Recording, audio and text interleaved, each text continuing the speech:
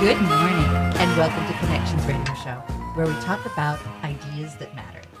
I'm glad you've made the connection and are with us today. I'm Lori Fitz, your host, and the goal of our show is to explore a wide range of topics that challenge us to see ourselves, our community, and the world around us that gets us thinking, gets us talking, gets us leaning in, and perhaps inspired or challenged to do just a bit more because we've made the connection. So our topic today is we get to have the opportunity to learn more about Reconnecting Rondo. Our Reconnect Rondo Youth Council has launched the second podcast in their season. You may have remembered we had them when they were launching their first of the season. Voices of Rondo is a podcast that highlights youth voices on the history of systemic racism in Americans' transportation policy. It is important to share that this podcast is youth-driven, and it features Twin Cities metro area high school students. In collaboration with the nonprofit Reconnect Rondo, the podcast explores the Rondo neighborhood's past, present, and future through the eyes of its residents, community leaders, and local experts. The first podcast season delved into the history of Rondo, which was once a thriving center of the African American culture, business, politics, and music, and it discusses how the community has evolved and changed over the years. Our second season, we'll be hearing a little bit more from the folks here about what it's going to be all about, but essentially, it's exploring the present-day voices of Rondo. And some of those present-day voices are here today, and I want to have everyone have the opportunity to introduce themselves and tell us a little bit about your role. So I'm going to start with Haben. Good morning. My name is Haben Gebergergish, and I am a facilitator for Reconnect Rondo. I've been in this role since September of 2021, so it's been a couple of years. And my main role as a facilitator is to support the interns in the work that they do. My expertise, I was a teacher for almost a decade, and now I'm an instructional coach. And so my passion is research and writing, and so that's mostly what I support the interns with as they produce the podcast is organizing and researching. Wonderful. And Erica? Hi, everybody. My name is Erica Lee. I am a recent graduate from Brooklyn Center High School. And so I do quite a few things with the Youth Council. I'm a podcast host, I'm a scriptwriter, researcher. I do work in community outreach, and I work in social media as well.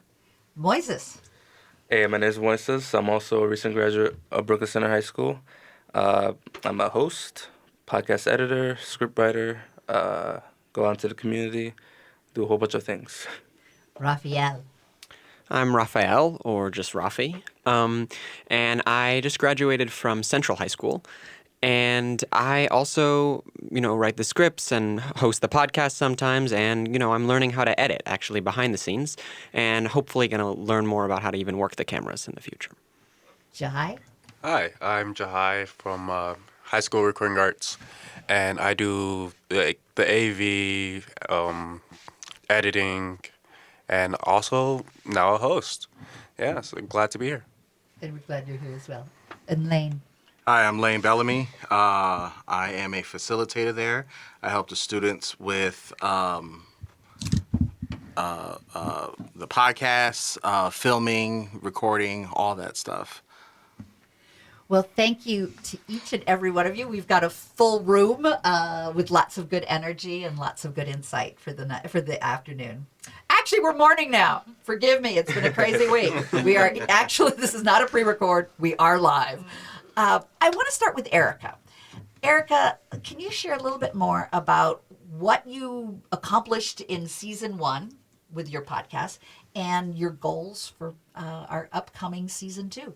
Yeah, of course. You did a pretty great summary. So the first season, we really focused on the past and history of Rondo, and we did a lot of research concerning the construction and the aftermath of Interstate 94 in Rondo, as well as the construction and aftermath of various highways in historically Black communities across the country, and the patterns of displacement, gentrification, and more. And so now we're moving into the production of our second season, which is very centered on the now, current day in Rondo, and where the community is at. And we've done a little bit of it in the last season, season, but now we've been really intentional about featuring voices from the Rondo community on our podcast this season. And so we've done a lot of interviewing with community members, primarily at public events in Rondo, like Juneteenth and Rondo Days, which is an annual festival in Rondo that celebrates the perseverance and culture of Rondo.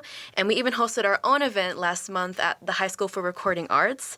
So that event was all about just showcasing clips from our podcast to a younger high school audience. And so those topics that were shown were like discussed gentrification and displacement. And so afterwards, we really wanted to get the youth engaged. So we facilitated discussion to get the students to really digest and critically think about what they heard. And they had a lot of great insights. I mean, I'm wondering what you all thought about the event. Any thoughts? Yeah, the event was set up by us at the High School for Recording Arts to really engage the youth where they're at. It was a mission of the second season for us to do that. And yeah, it was a success. We really got good insights, and we also did some interviews after the fact with 2 students there. So yeah, we wanted to really just hear like any thoughts and reflections or anything that students learned, and so we interviewed 2 seniors from High School for Recording Arts, Malachi and Marquise. And I believe we'll start with Marquise. Yes. All right, let's hear what Marquise had to say. I feel like how the system is built right now, I feel like it's targeting our people more to where we, fighting each other instead of working together. Yeah. And that's what the system doesn't want. They don't want us to work together. They don't want us to really realize what's really going on and really. We got a lot of power, especially if we was smarter, if we was more educated. We still got time, Feel like we need to start teaching our future kids. Like when we have kids in the future, we got to teach them what's right, what's wrong, what you're going to see and how to deal with those problems and stuff. Because it's already too late. We all got trauma, but now it's like, how do we deal with this? Right, and what are you going to do about it? Yeah, how we going to come together about it instead of just dealing with it on our own type stuff. Erica, was that you that did the interview? Yes, it was me and Moises. And my apologies, that was actually Malachi that just went up to speak. Wonderful. You were about to say something, Rafi. Oh, I was just going to say that I was here and involved in the planning of this event and initially starting to think about how we were going to do it and what we wanted to see. And I wasn't able to make it to the actual event itself, but it was, a lot to do. And I wasn't sure exactly if it was going to be possible to organize this and to get people engaged and to really have, constructive conversations. But I mean, as you heard, people are thinking about this and very willing. Students at HSRA are very willing to actually have conversations about this and get involved or at least get engaged with this topic. And from what I've heard and what I've seen, the event turned out like a great success. Well, just hearing that clip, that was very honest.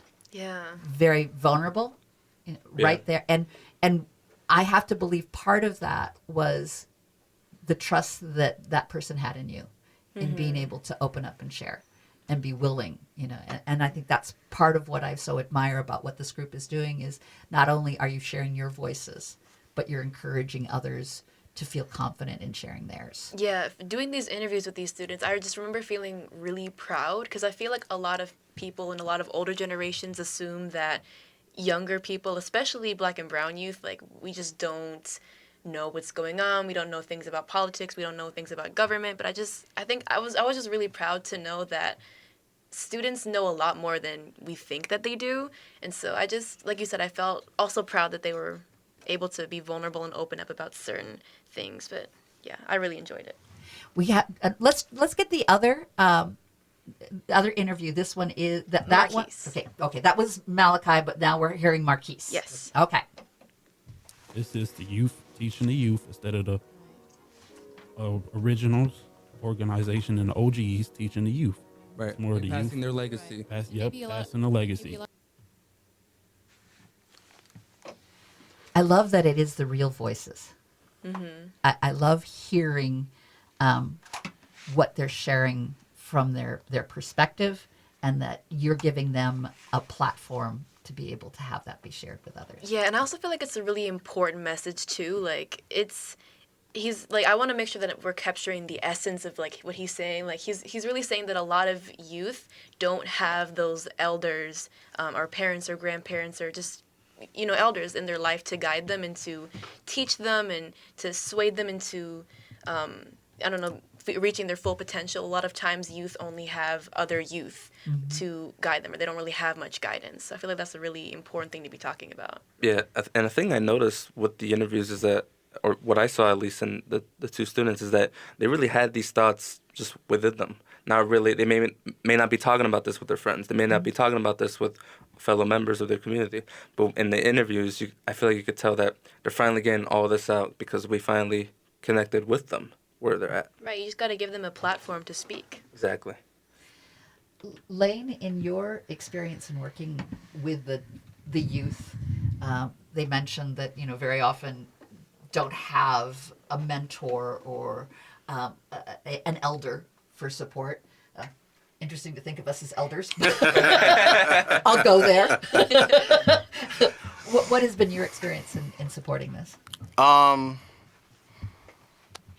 It's just been very gratifying and very happy that that they are concerned about what's going on in the Rondo community, and I've just been very happy to be a part of it. And Jahai, you've gone from, and we'll talk about a little bit more about this in the next segment.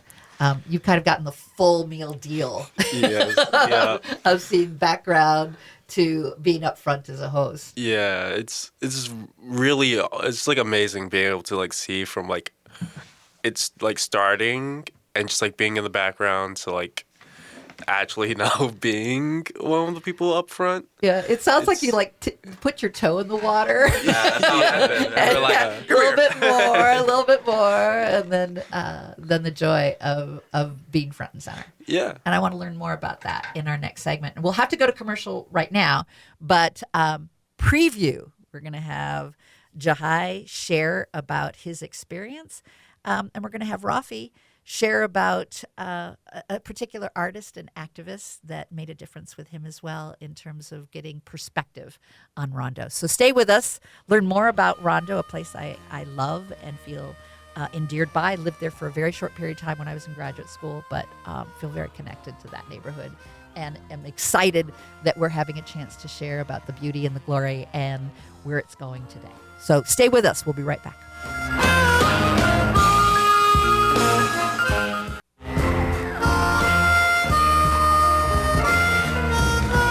Welcome back to Connection Radio Show, where we talk about ideas that matter. I'm Lori Fitz, your host, and today we are continuing to explore reconnecting Rondo and the amazing podcast series of Voices of Rondo. This is a youth-driven podcast, and we have the producers, the hosts, the thought leaders that have brought this all together. And I want to go around and have folks share, again, very more top line, because they're folks that have been with us, but they're folks that haven't been with us and are now joining us. Your name, the role that you have, and just a short thing, if anything surprised you when you were doing this. So we're going to go this time this way. And Lane, I'm going to let you start. Hi, I'm Lane. I'm a facilitator for the Voices of Rondo, and the thing that surprised me was how well they were put together when I first came in. I came in a little late to the podcast, and I was just really blown away by how put together the young people were. And that's Lane Bellamy. Yes. Jahai. Hi, I'm Jahai Lilly. I'm trying to remember the questions. Surprise. The surprise, yes. I think it was becoming a host. I was kind of just like editing, and Rafi and Moises was like, "Hey, Jahai, you want to be the host for season 2?" And I was like, "Okay, yeah, sure, yeah, I'll definitely do that." Great. So that was did my awesome. surprise. Yeah, he did really good. And Rafi. I would say for me, it's mostly just kind of, in general, how much goes into creating a podcast like this and kind of building a presence online and really getting people to engage with what we're talking about. Because, you see the external, clips and videos, and you don't really know, like, there are hours of setup that go into every podcast, and then obviously to editing many, many hours. and it's just a lot of work, and I think it's very rewarding overall. Thank you, Rafi Karpowitz. My name is Moises. Host, whatever they want me to do. Moises Soto Puente. Yeah. Thing that surprised me is the amount of learning, not only in the Rondo area, but also across the country. The amount of history I've learned. Erica. Hi everyone, my name is Erica Lee. One of the main things that I do is host the podcast episodes, and that's probably what surprised me. I feel like I'd think that the more I do it and the more I'm in front of the camera, the more, I guess, less nervous I'd be. But I'm always nervous. It's really just how I learn to deal with that and be more confident and strong with time. You don't seem nervous. And Haben. Hi, my name is Haben, and I am a facilitator for Voices of Rondo podcast. One of the things that I think surprised me the most was just how incredible of a job the interns did creating the research and crafting the narrative. I mean, this whole idea of like racism and in relation to transportation history. I'm a history major. It's such a niche history, and when I first started working with the interns on this podcast, I'm like, what really is there to this? How much research can there actually be? And, the interns, they dug so deep to find these connections between different African-American communities throughout the country, weaving that with the perspectives and voices of local Rondo residents to create this amazing narrative that told a really clear story and a really clear history. So that, I think, was the most surprising thing for me, is just how well the interns did with crafting the historical narrative from really niche data. The History Center should be made aware. And the History Center should know. And have this as a feature. The Voices of Rondo would be very powerful, because people everywhere should know about this and those connections. So I'm going to go back to Jahai. Hello. Tell me about what you're the one that tipped your toe in the water and then started swimming. But tell me about that process. Tell me about what you first started to do and how you got involved to do that part. I'd say so. I was staying after school. I'm just gonna go all the way back. Okay. I was staying after school, and I saw this group of people in the studio. I was like, "Whoa, what's going on?" So I was figure out it's this whole podcast. I was like, I want to get on this, because I was doing my own podcasting, and I was like, this seems really cool. And I started to do more and more, like, I'm gonna skip a little ahead because it'll be very lengthy. I started doing like you do a quick edit there, right? Yeah, pretty much. Jump cut. I was doing audio engineering for like some of their like podcasts and stuff, doing like just little audio stuff, like taking down the gain and all that. And I slowly switched to doing more like editing and more AV setup, and just seeing like it kind of like gain its form, gain the podcast form. Like it was kind of like not all over the place. It's not a format, but like it's so much more like professional now. And just being behind that and seeing that was absolutely amazing. And for a while, I wasn't officially a part of Reconnect Rondo. He was a contractor. Pretty much. So I was like, I really want to be on Reconnect Rondo, but what I can do for now is just, come in whenever they're doing editing, help out, and all that good stuff. And yeah, soon enough, Scott just told me, I don't know. Oh yeah, we shout out to Scott. Yeah, shout out to Scott. Yeah, he was like, "Hey, Jahai, you're finally part of Reconnect Rondo," and that was the day that we're doing the event at HSRA. So I was like, okay, and we had to set up all the AV, which is my specialty, and that was amazing. Yeah. Well, big shout out to Scott Harold, who is the CEO and founder of Rock the Cause Records, and who introduced me to you all. So We love you, Scott. Yeah, we love you, Scott. We love you, Scott. Is absolutely right. And what I hear also is this incredible trust that keeps getting built. There's trust with the community. There's trust amongst you all in terms of engagement and encouragement. And that's such a beautiful thing to see. Rafi, you had brought up when we were talking about it in our pre-show production meeting, how you were very moved by a community artist and leader, an activist in the community. Tell me a little bit about that. Yeah, sure. First of all, I just want to say we were talking with Jahai behind the scenes because he had been behind the scenes for most of it, and we were talking about some of the stuff we were going to talk about on the podcast, and we were like having great conversations, and then we basically were like, Jahai, you got to get on the podcast. You like have to host, get in front of the camera, and he jumped in, and it's been awesome. Yeah, so he did great. Thank you. Episode 1 of season 2 is going to be out soon, and it's great.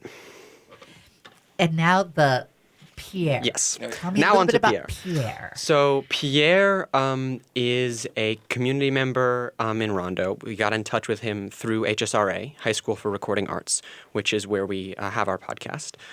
And he was great. He came on kind of as a third host for us.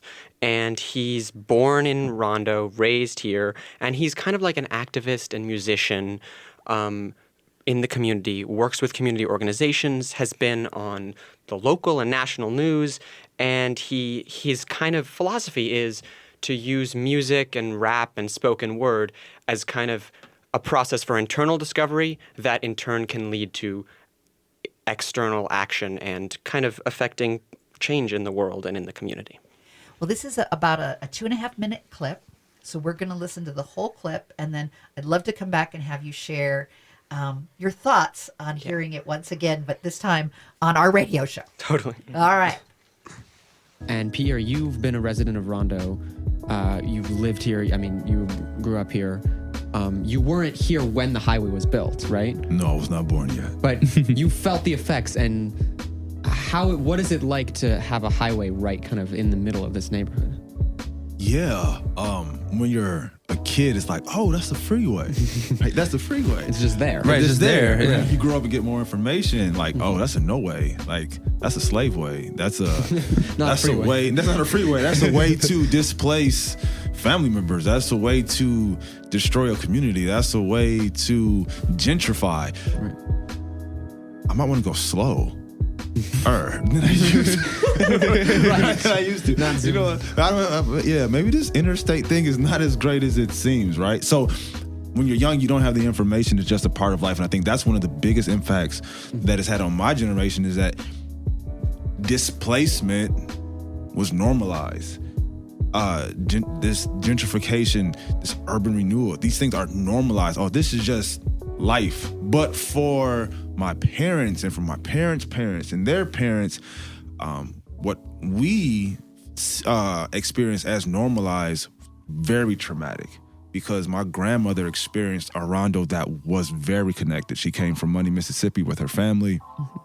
And they were very integrated in the community. And so when there was this construction of the freeway, there was a deconstruction of integration, and the community is still trying to, when you see that, then you can see why the community is still splintered in a sense and in a way, why things just don't feel like you think they could or they should feel. And because when there's an intentional, and I'm a very spiritual person, when there's an intention to sever a community for your own means, you're severing the spirit of that community. If you never address that, then how can you expect the spirit of the community to heal? And if the spirit of the community hasn't healed, then how will that impact the community members? How will that impact the visitors? How will that impact the newborns? And so what we see today is what we see today because of this way that was made to make travel between the interstate a lot more convenient for a few, but at the expense of many. Right. Rafi, thank you for sharing that with us. What I take away from that is the spirit of Rondo and how to regain that spirit that he brings up so beautifully. What moved you about this piece that you wanted to make sure that it was shared today? Yeah, no, so much. Pierre Fulford, I'll just say that's his last name, Fulford. And he's just obviously very kind of insightful about his own experiences and how that relates to the community's experiences as a whole. And I think for me, one of the most interesting things about what he's talking about in that clip is how where we live, our physical environment, the landscape around us is actually, there's history to it. These highways were made because of choices. There's a reason that we have the environment that we live in. And so when you start thinking about that, then you can start thinking about maybe if you want to change that. And so at first he was like, the highway's just there. And I think for a lot of us, for me, when I moved to St. Paul several years ago, it was like that. The highway's kind of just there, and it's easy to get around with the highway. Like, it's nice. But when you think about where you are in your physical environment as a product of choices made in the past, then it becomes, well, what choices can we make now to change the future? Thank you. Well said. And a perfect way to set up our next segment that Moises will be leading in terms of, that'll be our next segment. This is my lead up, a little bit of a cliffhanger that will go even a little deeper dive about those choices and voices that discuss that as well. So stay with us and stay with Rondo. Stay with Rondo and reconnect Rondo and the voices of Rondo. It makes a difference. We'll be right back.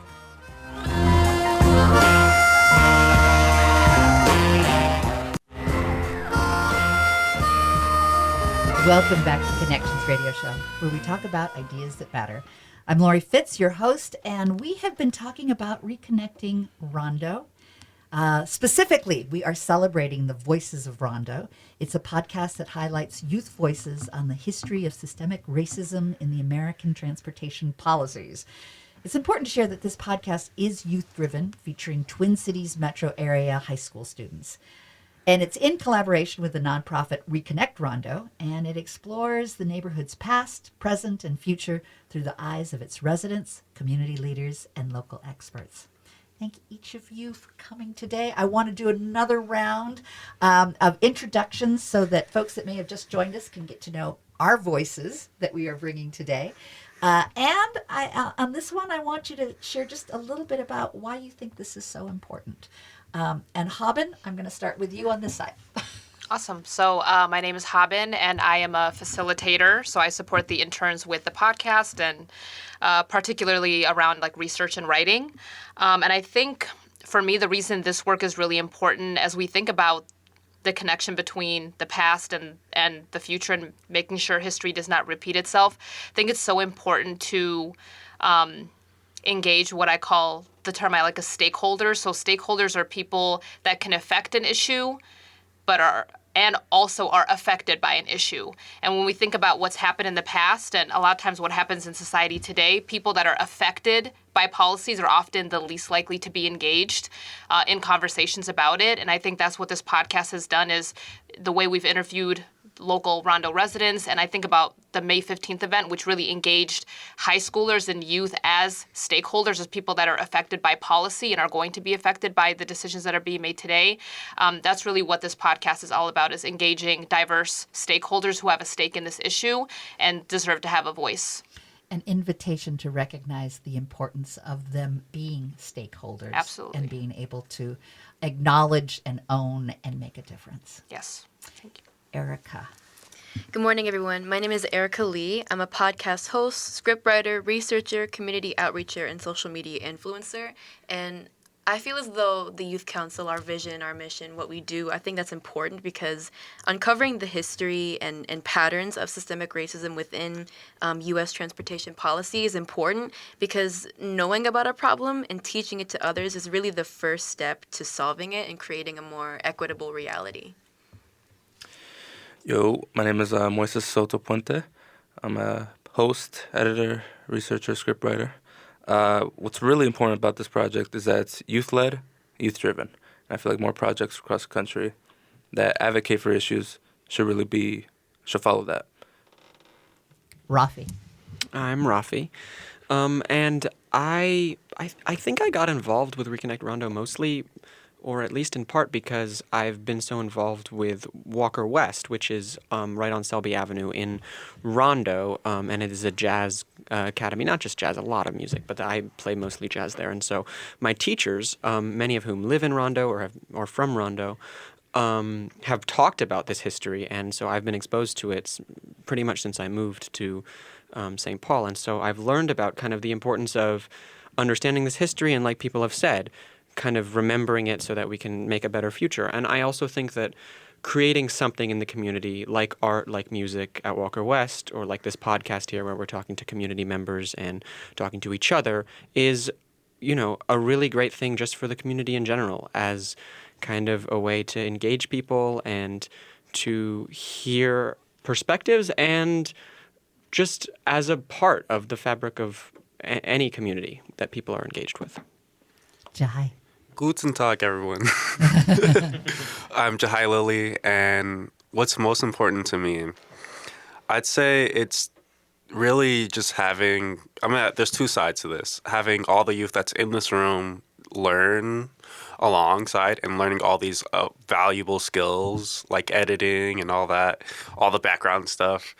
And then also showing all the youth that's not like really tapped in that we can do this and that we can show our voices. Like, I don't know how many times I've been on the radio and heard like a youth-led podcast on the radio talking about these things. And knowing you can make a difference. Yeah, just knowing that you have that ability and have that capability to be able to do those things. Lane. Good morning. I'm Lane Bellamy II, facilitator for Voices of Rondo and High School for Recording Arts. This is important to me because my family is from Rondo. My uncle has a theater in Rondo, and so I'm just very happy about it. Part of the fabric. Yeah.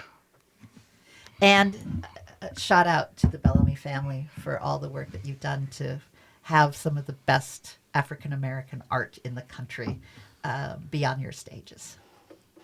Penumbra. And with that, I want to go back to you, Moises. And Moises, tell us how we can best listen to the podcast. So our podcast is available on YouTube and Spotify in full on Reconnect Rondo Youth Council. And if you don't like the long format, we also have an Instagram that has short form content, a minute or less. And that goes by the same name, Reconnect Rondo Youth Council. Yeah. And then there's just the main Reconnect Rondo is the reconnectrondo.com. And then for the youth to listen to this podcast. Yeah, that's where all our content's at, Okay, Reconnect good. Rondo Youth Council. Wonderful, wonderul. So tell me more about the highways. Yeah, so these highways, man. So yeah, if anyone doesn't know, the highways were built with the passing of the National Interstate Act of 1956. They were built, they're all communities, and we talked about that in the first podcast. But in one of our episodes, we talk about MnDOT's plan.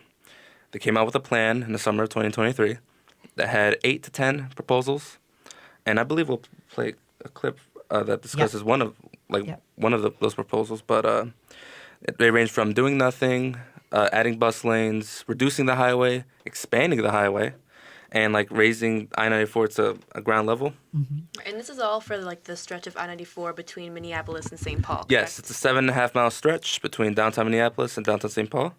And this got a lot of heat. There was a disappointment, wasn't there, in all of that? Right, yeah, a little bit. Just a little bit. And that disappointment was? Well, the fact that they included the expansion proposal, why even have that consideration on there? And they didn't have.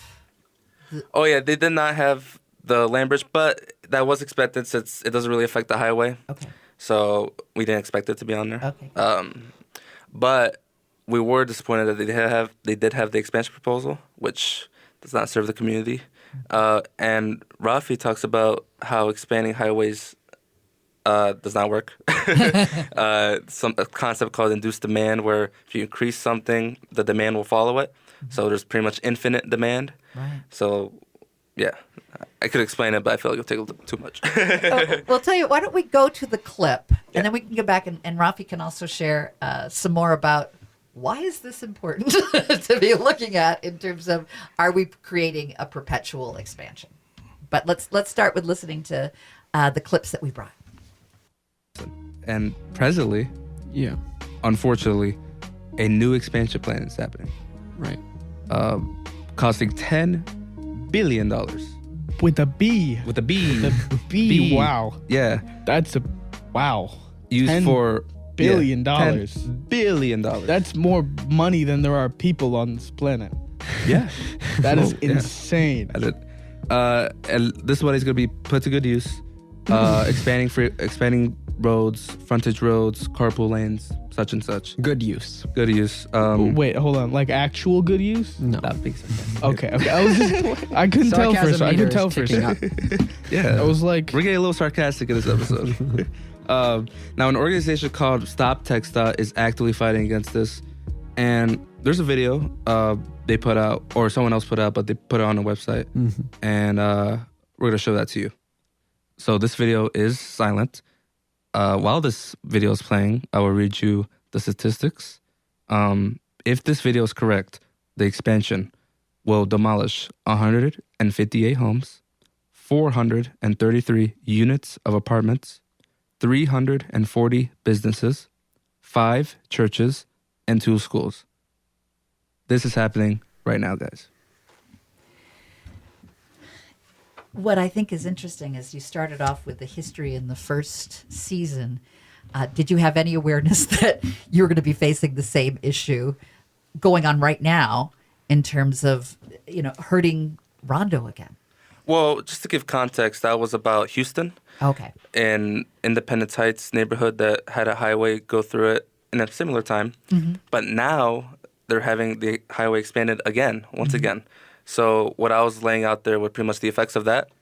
And the reason why we brought that up is okay, this is still happening. Yeah. It happened in the past, it's happening now. Let's not have it happen in Rondo again with the expansion proposal that MnDOT put out, right? So that's the point that I was getting at. Very important one. But yeah. And thank you for correcting. Yeah. Wait a minute. Yeah. Oh, no, I was like, hold up. Time out. We're not going to let this happen. Yeah. But what a great awareness. No, yeah. To be able to go, This is just say happening no. now. Yeah, this is right now. This isn't just a decision that impacted the past. Yeah, exactly. It is an ongoing issue. Did we have one more clip that we wanted to listen to on this one, or did that take the whole clip? Just want to make sure that I've got. We have one more. We do have one more. Okay, let's listen to that other clip. And similar to what they're, doing here, the Florida Department of Transportation came out with a report in 2010 on alternatives for the highway. What to do. One was a no-build option. One was a tunnel, make it to a tunnel. At level. Right, which is similar to the boulevard option, which we've discussed. Which right now it's in St. Paul. Yeah, right now in Overtown it's like bridges over the ground. They just went with raising it more and adding lanes to it, which doesn't do anything for the people. It just does it to lower traffic, which again we discussed. Yeah, doesn't work. It ain't working. Such despair. Yeah, honestly, it's bizarre. I mean, this is just pouring money into something that is really not going to help out the people who it's affecting. And this one explores more here the issues. Nope, tell me more. So this is another city that we talked about, Miami. Okay. Specifically the Overtown neighborhood, which also had a highway go through it. And honestly, in my opinion, probably the most destructive physically. It was pretty much a 4-way interchange between 3 highways. And it pretty much wiped out the Overtown neighborhood. It's still there, but half the residents are in poverty and only half of the businesses remain.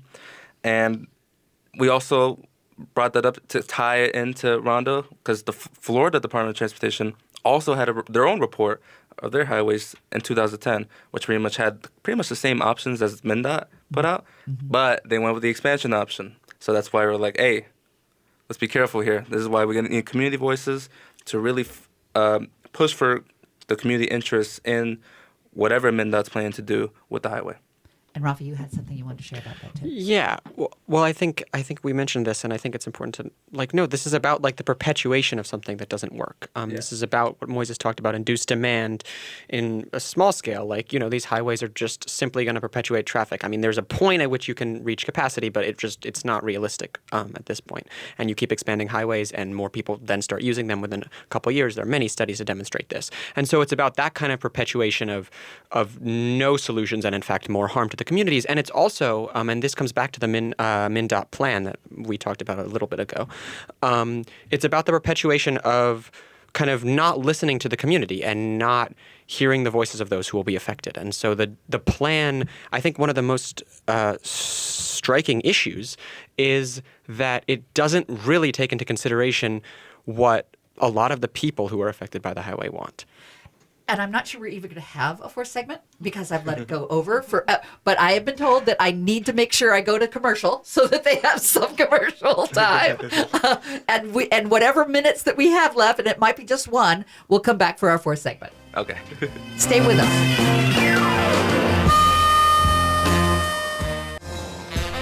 Welcome back to Connections Radio Show, where we have been talking about reconnecting Rondo and the Reconnect Rondo Youth Council launching their second podcast season. We only have a minute and a half, so I want to make sure you get the information of how to listen to this podcast. I'm going to throw it to Erica. Yes, if you all are interested in tuning into the Voices of Rondo Youth Council podcast, you can, and our related content, you can check us out on Instagram, YouTube, and Spotify at Reconnect Rondo Youth Council. And if you came in the middle of this and went, I want to listen to the whole show, you can go to am950radio.com, scroll down to Connections, and hit that, and we will have this full podcast from the show available for you guys to listen from beginning to end, and be able to tell your friends and share that with them as well. Any great last comments from folks for people to be thinking about what you want to have them take away from this amazing program that you've been creating and offering to our community? Stay curious. Stay curious. Always be open to be informed. Rafi? Let's do this. Let's build the land bridge. I hope we stay more connected. Lane? I don't have anything. Lane is our stabilizer. Wait, does Hobbit have anything? Hobbit. Just listen to perspectives that are different from your own. Learn. And for our audience, if you have not had a chance to learn about all the amazing things that these young people have done, we have the first podcast that we'll be highlighting as well. And we'll mention that in the podcast that will be featured on AM 950 Radio. We will have both the first one that they did with us and the second one available for you to listen and get the full context of what the work that they're doing. And my hope for everyone in the audience is that you recognize the strength of the youth voices and you recognize the perspective. They are our future. They are our leaders. It is time for their voices and their direction and their hopes and their dreams to be fully realized and heard and supported. And I heard earlier in this podcast that don't always have elders that help guide. Be an elder, be a support, listen to their vision and have it make a difference, especially in these times when we're having so many challenges in the world that we live in. Let's give it to the youth. Let's let them be heard. Thank you.